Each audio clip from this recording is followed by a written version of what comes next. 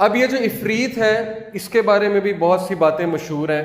YouTube پہ ایک video ہے, شیخ رقیہ کر رہے ہوتے ہیں. ایک بڑے مشہور شیخ ہیں ابو رقیہ, ان کا یہ کنیت ہے ابو رقیہ.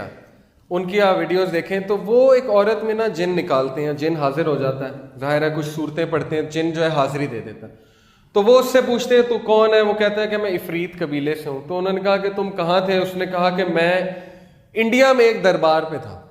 تو وہ بڑا حیران ہوتے, کہتے ہیں تو دربار پہ کیا کر رہا تھا؟ اس نے کہا کہ اصل میں ہمارا جو خدا ہے نا, اور پھر وہ اپنے خدا کی نا بہت زیادہ تعریفیں کرنے لگتا ہے, جیسے ہم اللہ تعالیٰ کی بہت تعریف اور ہم بیان کرتے ہیں, وہ اس طرح نا اس کی تعریفیں بیان کرنے لگتا ہے. تو وہ اصل میں ابلیس کی بات کر رہا تھا کہ ہمارا خدا جو ہے وہ ابلیس کی بات کر رہا تھا. تو اس نے کہا کہ اصل میں ہمارا جو خدا ہے نا وہ ہماری ڈیوٹیاں اسائن کرتا ہے, ہماری ڈیوٹیز لگاتا ہے کہ فلانے مندر پہ تم چلے جاؤ, فلانے مندر پہ تم چلے جاؤ. تو وہ کہتے ہیں کہ تم ڈیوٹیاں کیوں لگاتا ہے وہ تمہاری, تم وہاں پہ کیا کرتے ہو؟ تو اس نے کہا کہ ہم لوگوں کو بیوقوف بناتے ہیں. لوگ آتے ہیں, پھل لے کر آتے ہیں, دودھ لے کر آتے ہیں, پھل ہم ہی کھاتے ہیں, دودھ بھی ہم پیتے ہیں. وہ سمجھتے ہیں کہ بت کر رہا ہے اور وہ اس کو معجزہ سمجھتے ہیں, اور پھر جو ہے وہ دعائیں مانگتے ہیں, وہ شرک کرتے ہیں وغیرہ وغیرہ. تو یہ ساری سائنس ہے اور قرآن میں یہ چیز موجود ہے. اللہ تعالیٰ کہتے ہیں کہ کیا میں نے تمہیں نہیں کہا تھا کہ ابلیس اور اس کی اولاد کی پوجا مت کرنا, اس کی عبادت مت کرنا. یہ سورہ یاسین کی آیت ہے. تو واقع ہی لوگوں سے اپنی عبادت کرواتے ہیں, جیسے کہ اس ویڈیو میں اس نے بتایا کہ ہم مندر پہ ہوتے ہیں اور وہاں پہ ہماری ڈیوٹیاں لگی ہوتی ہیں کہ لوگوں کو بیوقوف بناؤ. اور ان کو اتنا بھی اختیار ہوتا ہے کہ کبھی کبھی یہ لوگوں کا کچھ کام کر بھی دیتے.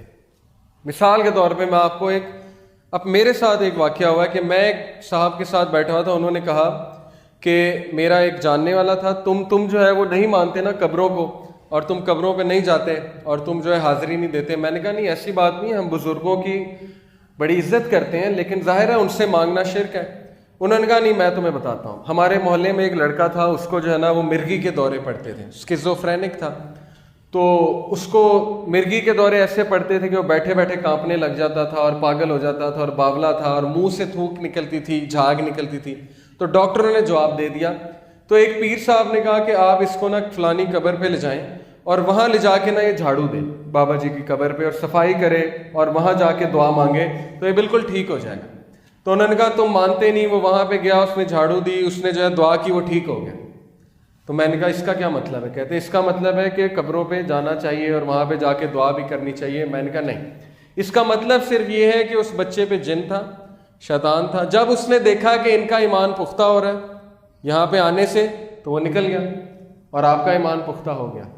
ایسی بات ہے نا. میں آپ کو ایک اور دلیل دیتا ہوں. دیکھیں, نصارہ جو ہیں, کرسچن جو ہیں, آپ نے اکثر دیکھا ہوگا کسی ڈاکیومنٹری میں کہ وہ بھی تو جن نکالتے ہیں نا, جنہیں ایگزورسسٹ کہتے ہیں. جو کرسچن پریسٹ ہیں وہ بھی تو جنات نکالتے ہیں.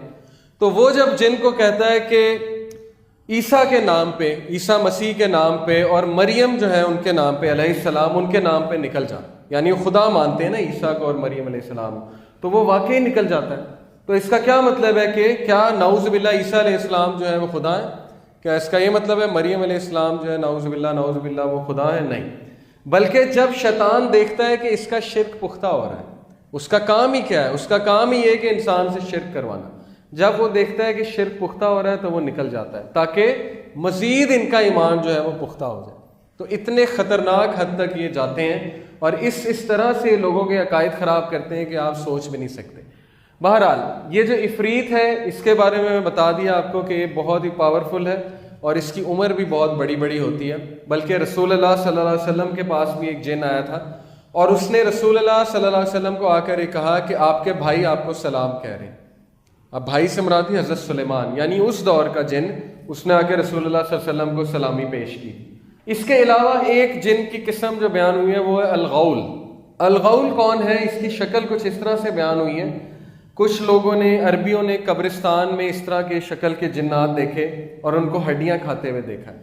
اب یہ حدیث سے نہیں ہے ویسے, لیکن اس پہ اسلاف کے قول بھی ملتے ہیں.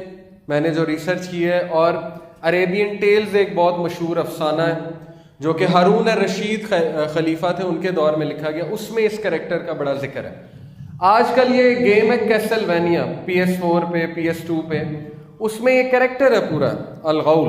یہ آپ ویکیپیڈیا پہ جا کے سرچ کریں گے, یعنی انہوں نے بھی وہیں سے یہ شکل لی ہے.